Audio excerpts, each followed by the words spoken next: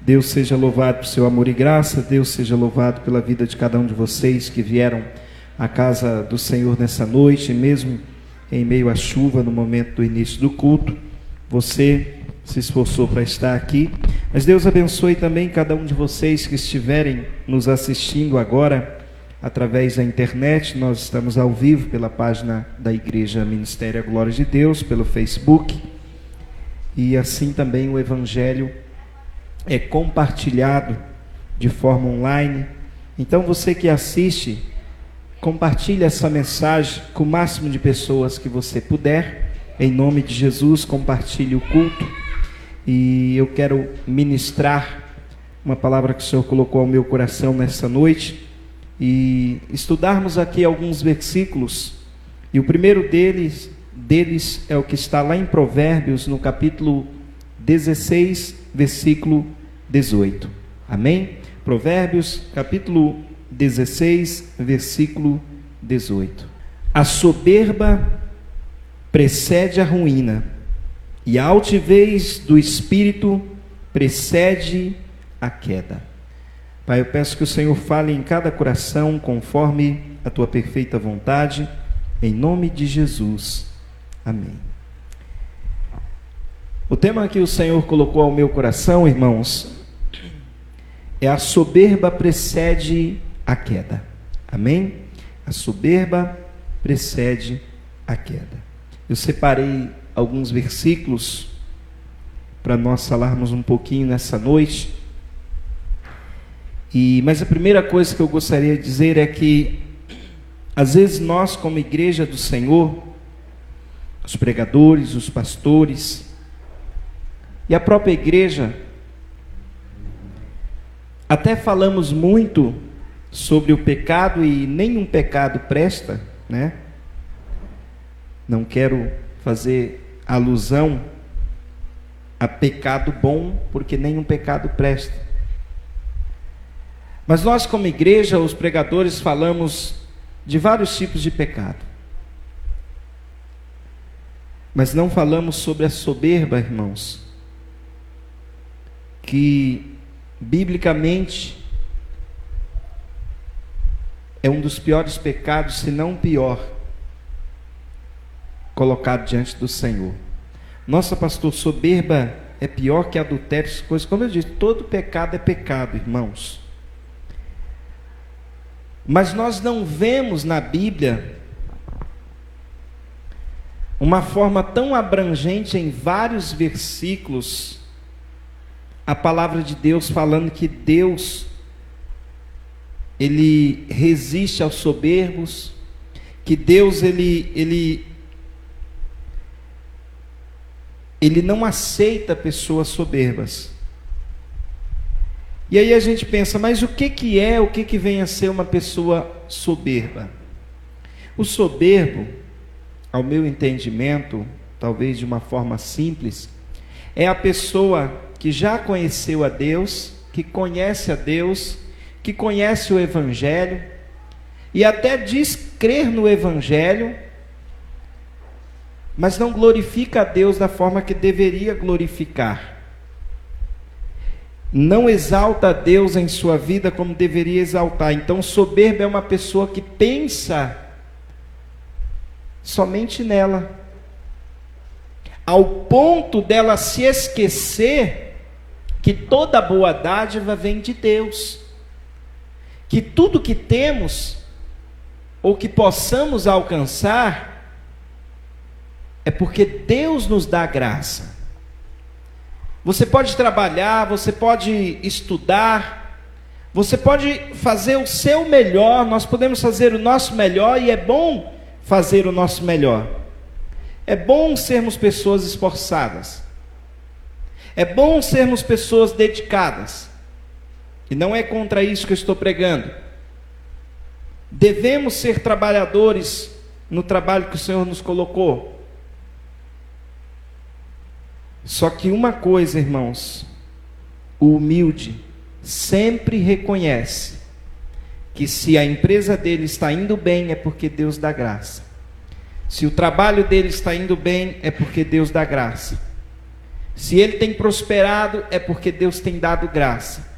Já o soberbo, irmãos, ele pensa tanto em si mesmo, que às vezes, mesmo conhecendo a palavra de Deus, ele age como um ímpio, que não conhece. E aí acaba glorificando a si mesmo, pensando que tem, ou que consegue, ou que conquista o que conquista, porque é inteligente, ou sábio, ou esforçado, e tudo isso faz parte. Não estamos fazendo alusão para sermos pessoas acomodadas, mas eu estou falando que o soberbo, ele não reconhece a graça de Deus, a bondade de Deus em tudo aquilo que temos, que conquistamos ou que possamos conquistar. Então, para mim, essa é a diferença entre um soberbo e uma pessoa humilde. O humilde, ele exalta a Deus em todas as coisas. O humilde, ele reconhece a grandeza de Deus em todas as coisas. Mas o soberbo não. Ele chega ao ponto de pensar que ele vive, ele conquista, ele faz por causa das mãos dele. Então, irmãos, isso é muito perigoso para, se a pessoa já é um cristão, e continuar num pensamento assim. Então a Bíblia fala aqui em Provérbios 16, 18, que a soberba precede a ruína e a altivez do espírito precede a queda. Quer dizer que uma pessoa soberba, se ela não se arrepender, uma pessoa altiva de espírito, que vive se engrandecendo a si mesmo, se esquecendo da grandeza de Deus sobre todas as coisas, se ela não se arrepender e não mudar de vida, a queda dela está designada, já está à frente. E quando nós vamos para outros versículos, lá em Provérbios 13, 10, diz assim, ó: da soberba só provém a contenda. Olha como que diz, né? Da soberba só provém a contenda. Não tem nada de bom de uma soberba. Só vai prover contenda, só vai prover discórdia, só vai prover coisas que não prestam. Provérbios 13, 10. Da soberba só provém a contenda, mas com os que se aconselham se acha sabedoria. Quer dizer, a diferença do humilde está aqui. Uma pessoa sábia, ela busca conselhos. Ela não vai só por ela mesma, ela não anda só pelo conhecimento dela, ela não anda só pelas pernas dela, como diz o ditado, ela não anda só pela sabedoria dela, pela inteligência dela, ela busca conselhos. Ela pergunta as coisas. Então, irmãos, uma pessoa que vive só por ele mesmo, não busca conselho, não busca a bênção de Deus, isso é muito perigoso. Em Provérbios 11, 2, diz assim: em vindo a soberba, virá também a afronta, mas com os humildes está a sabedoria. Então, isso que eu estava falando agora. A sabedoria, ele está sobre a vida do humilde. E o humilde é o quê? A humildade não tem a ver com quanto a pessoa tem dinheiro no banco. Não tem a ver se ele é rico, se ele é pobre. Porque as pessoas tendem a confundir humildade com poder financeiro ou com pobreza. E não é isso. A humildade é a pessoa que reconhece a Deus sobre todas as coisas. Esse é o verdadeiro humilde. Porque tem pessoa extremamente pobre, mas que não tem humildade do Espírito Santo nela. Tem pessoa extremamente rica e que não tem humildade nenhuma. O verdadeiro humilde é aquele que reconhece a Deus em todos os seus caminhos e dá graça ao Senhor. E assim ele é diferente do soberbo. E aí a Bíblia diz que ele é sábio. E aí a Bíblia vai dizer em Provérbios 16, 19, que melhor é ser humilde de espírito com os mansos do que repartir o despojo com o soberbo. Quer dizer, está conquistando, está arrasando, como diz o ditado, né, no mundo, só que está repartindo despojo com o soberbo. Está fora da presença de Deus. Talvez dentro da casa de Deus, mas fora. Já o humilde, é melhor ser humilde de espírito, estar com os mansos, com as pessoas que temem a Deus, do que estar ganhando grandes fortunas, e eu vou dizer para vocês, e falo isso, não, volto a dizer, não que a gente deva viver relaxadamente, mas é que a altivez, irmãos, ela toma conta do coração do ser humano. Tem pessoa que, se ela começar a crescer muito, se ela começar a ganhar muito dinheiro, o coração muda, e isso é uma tentação para a vida de muitos. Então, o marketing do mundo, eu falo numa mensagem que eu preguei um tempo atrás, o marketing do mundo, ele diz que você tem que ser, você tem que ter, custe o que custar, você tem que ser o melhor de todos, e eu sempre repito, essa palavra custe o que custar, ela é extremamente perigosa, porque quando alguém diz custe o que custar, ela até infringe as leis para conquistar o que ela quer. E aí no marketing do mundo, a pessoa derruba o outro, o empresário tenta derrubar aquele para ele crescer mais, e por aí vai. Ou no marketing do mundo, a pessoa considera somente aqueles que estão se destacando, fazendo sucesso, ou ganhando muito dinheiro. Só que o marketing do mundo, e eu não sou um especialista em marketing, mas sou formado em marketing, o marketing do mundo não tem nada a ver com as ações, com a ação do Espírito Santo no meio da igreja. Pode até promover boas coisas, e não estou falando contra o marketing, mas estou falando que o marketing do mundo, ele é focado, você tem que ser e ter, você tem que ser o melhor, você tem que conquistar, tudo é bom, mas quando a pessoa reconhece a Deus em todos os seus caminhos. Nos Salmos, por exemplo, o Salmo 138, versículo 6, ele diz assim: ainda que o Senhor é excelso, quer dizer, de excelentíssima grandeza e poder, né? Ele atenta todavia para o humilde, mas ao soberbo conhece-o de longe. Salmo 138, versículo 6. Ele fala que Deus, que é Deus soberano, Senhor excelso, todo-poderoso, ele atenta para o humilde, para uma pessoa humilde. Enquanto o soberbo, Deus conhece ele de longe. Quer dizer, olha o que o Salmo vai dizer. Nós às vezes somos até errados, né? A gente, claro, Deus, mas o soberbo não é um pecador, Deus não ama a todos, por isso que eu estou dizendo. A soberba, a gente fala muito de pecado, e Deus ama o pecador e tudo. É mais fácil uma pessoa que está no adultério, na prostituição, no vício, num monte de coisa, voltar o coração para Deus, muitas vezes, do que uma pessoa soberba. Isso é um verdadeiro cristão.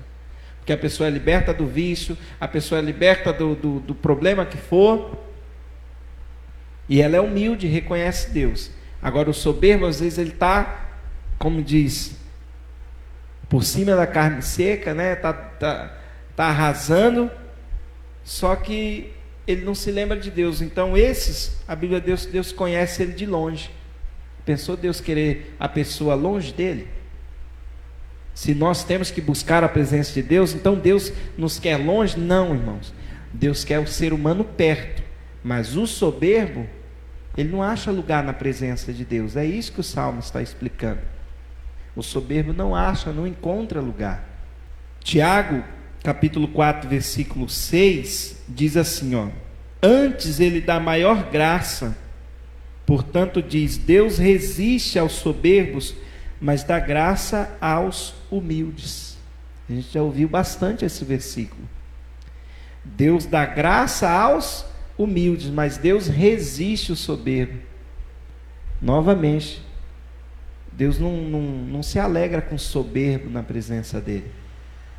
Deus quer que o soberbo mude de vida. Só que eu vou dizer para você, é mais difícil um soberbo mudar, talvez, do que um viciado. E a gente fala, será, Senhor? É complicado. O que será que afastou, ou que fez Judas não mudar o coração? Será que era o vício dele roubar? Ele tinha um vício de roubar, mas ele era ganancioso. Ele queria dinheiro, tendo a bolsa, a Bíblia diz que ele roubava. E andando com Jesus, ele não teve a humildade para aprender com Jesus. E aí, não se achou arrependimento para a vida dele. Não se achou arrependimento para a vida dele. A Bíblia diz que Saul, ainda que buscou em lágrimas, não conseguiu encontrar, não ouvia mais a voz de Deus. Tudo por causa da soberba, de não reconhecer Deus em todas as coisas. E aí, irmãos, 1 João no capítulo 2, versículo 16, diz assim: porque tudo que há no mundo, os desejos da carne, os desejos dos olhos e a soberba da vida, não é do Pai, mas do mundo. Olha como é interessante. Tudo que há no mundo, os desejos da carne, os desejos dos olhos e a soberba da vida, quer dizer, o sentimento de querer ter tudo, eu quero ter tudo que os meus olhos veem. Não é desse jeito que as coisas funcionam, irmão. Tem crente vivendo de forma errada diante de Deus, porque Deus não nos ensina que a gente pode ter tudo que os olhos veem. Isso é pecado. Se a gente for querer ter tudo que os nossos olhos veem, a gente vai entrar no caminho de pecado. Você vai ver outra mulher, você vai querer. Você vai ver outro homem, você vai querer. Você vai ver uma casa melhor do que a sua, você vai querer, porque não porque você pode comprar ou a sua esteja ruim, mas por inveja. Você talvez vai ter um carro bom, mas afinal de contas o meu vizinho comprou um melhor, então eu também preciso de um melhor. E as pessoas não têm as coisas por causa do conforto ou porque é bom para elas. Tem muitas pessoas que trocam de casa, trocam de carro e até de roupa, né? Porque ele vê alguém com algo melhor. Isso é inveja, isso é soberba. Volto a dizer, a pessoa pode se esforçar para viver da melhor forma, mas não baseado na vida dos outros. Não é? A gente tem que buscar as coisas para a nossa vida, irmãos, que seja bom para nós, desde que não seja pecado. Então, não estou pregando que é pecado buscar o melhor. Volto a dizer novamente, para que não me entendam mal. Mas quem busca aquilo que não necessita só porque vê outro ter, por causa de inveja ou por ganância, é soberba. Pode ser um pastor de uma igreja, pode ser um grande pregador, pode ser o que for. Está andando com Jesus, mas Deus fala, não, a soberba não dá certo, a soberba não fica na presença de Deus. 2 Timóteo, capítulo 3, versículo 2, 2 Timóteo, capítulo 3, versículo 2, Paulo ensina a Timóteo algo assim, ó, sobre os últimos dias. Porque haverá homens amantes de si mesmos. Aí ele para aí na vírgula. Haverá homens amantes de si mesmo. Quer dizer, o que é um homem amante de si mesmo? Tudo gira em torno dele, pronto. Ou dela, né, do ser humano. Tudo tem que girar em torno da pessoa, tem que voltar para ela a atenção, o foco, tudo. A pessoa não pensa em ninguém. Parece que a pessoa está como diz a psicologia, na psicopatia, de se achar que ele é ele e o resto do mundo que se exploda.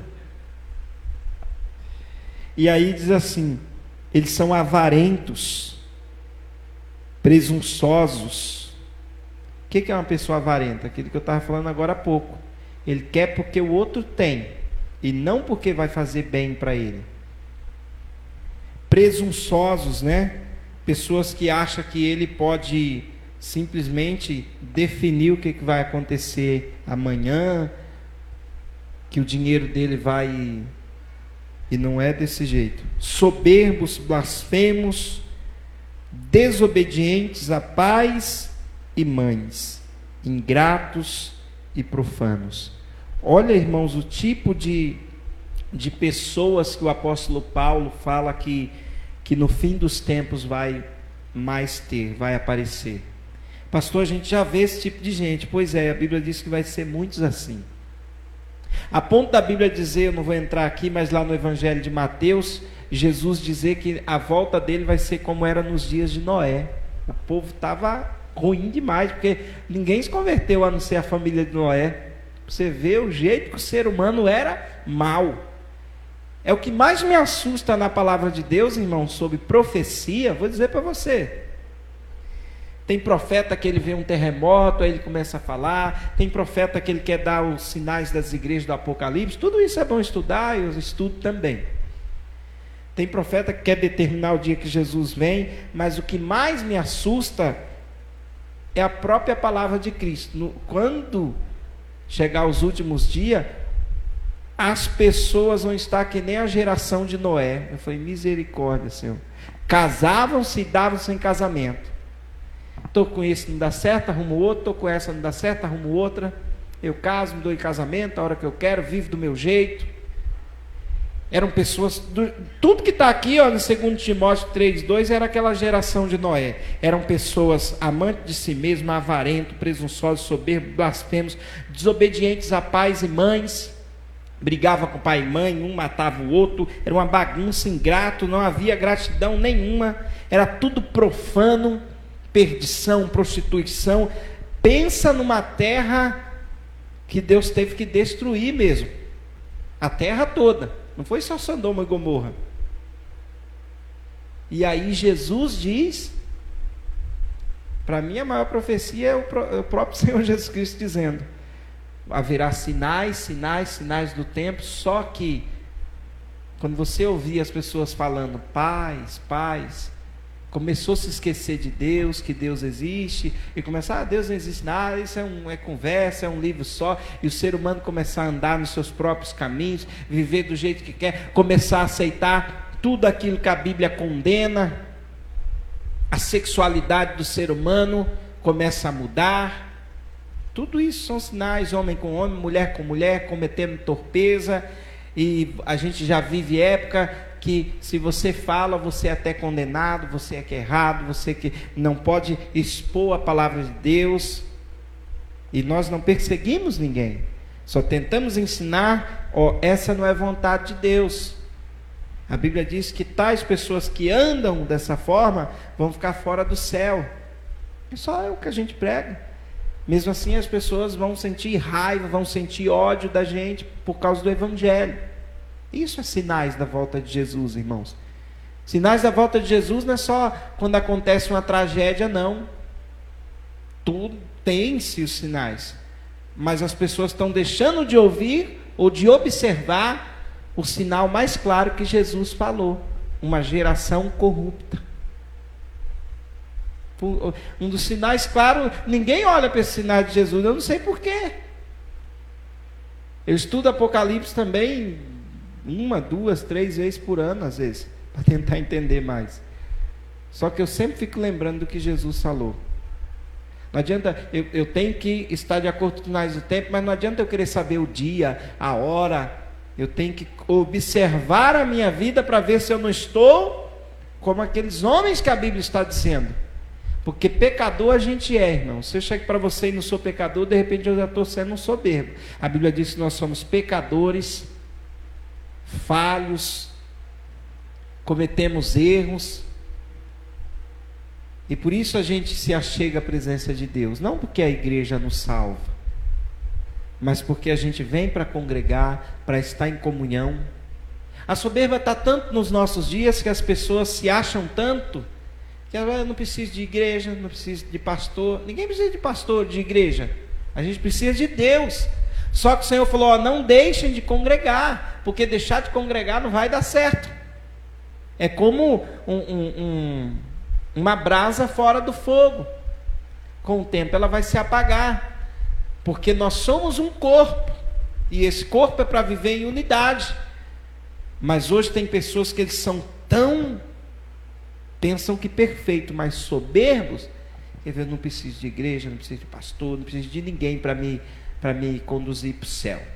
É eu e Deus, e é claro que somos nós e Deus, mas que soberba é essa que a gente não consegue viver em comunhão? É ver que o irmão tem um defeito, mas que a gente também tem. As pessoas não conseguem, irmãos, porque não conseguem ouvir não dentro da igreja, não conseguem ouvir correção dentro da igreja, e por isso as igrejas que mais enchem é se tiver mover tudo todo dia, se todo dia o pastor estiver revelando só coisa boa. Ele não revela, você tem que mudar de vida, senão você vai para o inferno. É uma profecia, mas essa ninguém quer dar, e porque ninguém quer. E o último versículo aqui, na verdade é o último capítulo que eu vou ler, é Lucas 12, do 15 ao 21. Lucas 12, do 15 ao 21, diz assim: E disse-lhes: Acautelai-vos e guardai-vos da avareza, porque a vida de qualquer não consiste na abundância do que possui. E propôs-lhes uma parábola, dizendo: A herdade de um homem rico tinha produzido com abundância.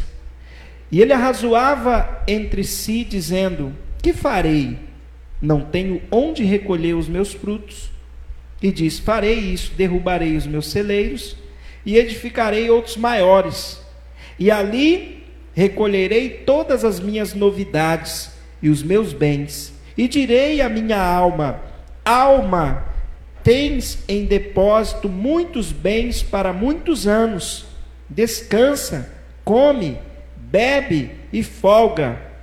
Mas Deus lhe disse: Louco, esta noite te pedirão a tua alma, e o que tens preparado para quem será? Assim é aquele que para si ajunta tesouros e não é rico para com Deus. Como é perigoso isso, né, irmãos? Não está proibindo da pessoa ter riqueza ou ajuntar tesouro, mas ele, se não for rico com Deus, não adianta ser rico no mundo. Se não tiver o verdadeiro tesouro, que a traça não corrói, não adianta ter o que for nessa terra. E a parábola desse homem aqui, irmãos, diz que ele tinha tanto, que ele zombava quando falava, para que os outros ouvissem: Eu tenho, eu conquisto, a minha vida está, como diz, na cabeça dele estava indo de vento e polpa, ao ponto dele falar para ele mesmo: Alma, tens em depósito, quer dizer, está sobrando, tudo que eu tenho está sempre sobrando. Eu vou construir celeiro maior, porque não dá para guardar o que eu tenho, o banco não consegue guardar o meu dinheiro. Já pensou? Esse homem aqui, ele tinha tanto que o celeiro não conseguia guardar. Eu vou fazer mais, celeiro maior. Aí ele fala: Alma, tens em depósito muitos bens para muitos anos. Descansa, come, bebe e folga. Quer dizer, vive de qualquer jeito, fica tranquilo, né? E aí o Senhor diz: Mas Deus lhe disse: Louco, esta noite pedirão a tua alma. Ou seja, irmãos, uma pessoa pode ter tudo, mas a vida de todo ser humano está nas mãos do Senhor. E quando, como diz o louvor que a gente cantou, porque Cristo vive, né? Porque Ele vive. E quando chegar a hora? E aí? O que a pessoa vai fazer diante de Deus? As riquezas do mundo não compra passaporte no céu, não compra entrada no céu. A soberba toda vai cair por terra, se tornando em ruína, se a pessoa não mudar. E muitas pessoas não pensam nisso, não param para meditar nisso, fica confiando no que tem, vivendo de qualquer jeito, porque acha que não precisa de ninguém, porque acha que não precisa de igreja, porque não precisa de pastor, porque não precisa de conselho, porque não precisa de pai, de mãe, de irmão, de amigo, de comunhão. Verdadeiramente, irmãos, precisamos de Deus acima de tudo. Mas o Senhor nos criou para andarmos em comunhão, em um corpo, para pensarmos no próximo. E aí não adianta uma pessoa que diz servir a Deus ou as pessoas por aí não pensar no próximo que está do lado, ele vai pensar nos que ele nem conhece. É conversa fiada isso, irmãos. Isso é conversa fiada. Se a gente não consegue ajudar aqueles que estão do nosso lado, é como diz o ditado, é conversa para boi dormir que a gente vai ajudar as nações da terra. Todo mundo gosta dessa profecia. Vai ser missionário lá, como diz, num campo, qualquer que seja ele, e aí as pessoas te esquecem. Como quando eu estive lá na África, eu vi o pastor Eliel dizer, na hora que foram consagrar ele na igreja para ser enviado missionário, a festa foi bonita. A festa foi bonita, muita gente para ajudar, para falar, para dizer, olha, vai para um país africano, um país pobre, um país... Não, mas nós vamos... Depois de um tempo, todo mundo começou a se esquecer, ao ponto daquele missionário ficar abandonado naquela terra, pela própria igreja que o enviou. Então, às vezes nós não sabemos, irmãos, nem o que é passar dificuldade, e às vezes a gente não consegue ajudar quem está perto, muito pior quem está longe. Então, que nós, e você que me assiste também, tenha hoje essa meditação na sua vida. Como será que o Senhor tem olhado para nós? Talvez a gente pareça uma pessoa perfeita, eu não vivo pecando, eu só tenho esposa, é só um marido, mas a soberba ninguém quer falar dela. E Deus condena a soberba, irmãos. A soberba precede a queda. Que nós possamos nos parecer com Cristo, porque quem parece com Cristo, uma das suas qualidades principais é ser humilde, é reconhecer Deus em todas as coisas. Isso é reconhecer Deus, irmãos. Isso é reconhecer Deus. Às vezes eu vejo uns pregadores, eles pregam, e tem o dom do Espírito Santo para pregar, prega bem, prega bonito, a gente gosta de ouvir. Mas tem uns que caem, aí eu prego assim porque eu sou teólogo, eu prego assim porque eu tenho oratória, eu prego assim por causa disso. Que nada, irmãos. Não adianta a pessoa pensar, a pessoa despreza o Espírito Santo. Não é isso.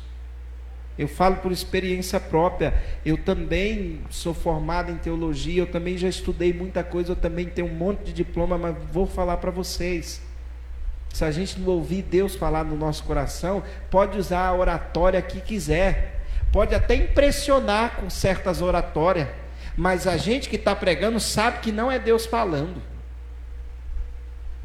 A gente sabe quando é Deus falando no nosso coração, a gente sente paz.